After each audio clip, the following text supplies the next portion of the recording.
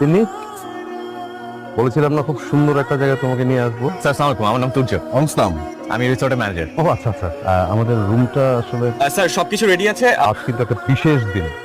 আজ আমার ওয়াইফের বার্থডে। অনেক ভালোবাসি তোমায়, আর যাকে এতটা ভালোবাসি তার এই বিশেষ মুহূর্তটাকে আমি কখনো মিস করতে পারি? আমি তোমার কাছে হাজার হাজার মুহূর্ত চাই না, তোমার হৃদয় থেকে যাওয়ার মতন কয়েকটা মুহূর্ত চাই, যেন আমি যদি হারিয়েও যাই এই মুহূর্তগুলো যেন আমাকে তোমার কাছে বাঁচিয়ে রাখে। ওকে, তাহলে আমরা একটু রুমে যাই না? জি স্যার, এসো।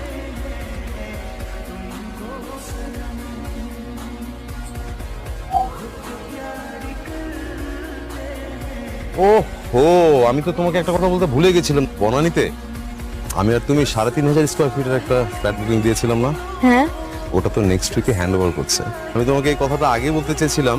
লিভিং রুমটা তো বেশ বড়, ওখানে বিশাল 2টা সোফা থাকবে, 90 ইঞ্চিস একটা টেলিভিশন, এবার খেলা দেখবো, গান দেখবো। আর ওখানে আমি জয়েন করছি এখনই। হ্যাঁ ঠিক আছে। এই শোনো না, তিনি এই যে ওখানে রেস্টুরেন্ট আছে, রেস্টুরেন্টে যে তুমি কিছু একটা অর্ডার করে খেতে থাকো, আমি এসে জয়েন করছি। ঠিক আছে?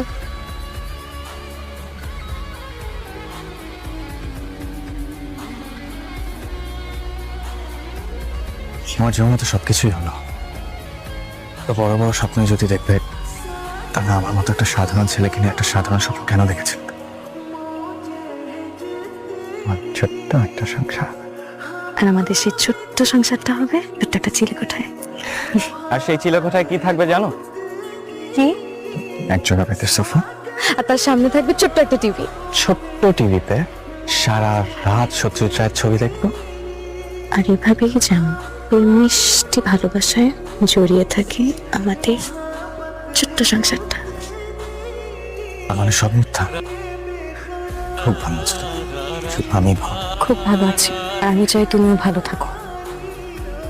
একজন ভালো জীবনসঙ্গী খুঁজে তবে সংসারটা শুরু করো। দেখবে সেই মানুষটা তোমাকে এতটাই ভালোবাসবে যে তোমার পুরো জীবনটা বদলে যাবে। তোমার আমাকে আর মনে পড়বে না, তুমি আমাকেও ভুলে থাকতে পারবে। আমার জীবন হয়তো বদলে যাবে, না আমি তোমাকে কখনোই ভুলতে পারবো না।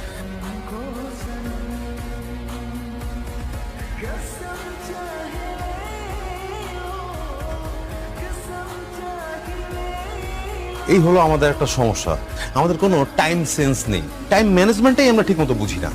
সকাল 8টার নাস্তা করি সকাল 11টায়, 1টার লাঞ্চ করি আমরা বিকাল 4টায়। এই জন্য তো আমরা এত পিছিয়ে আছি। তোমার আর কত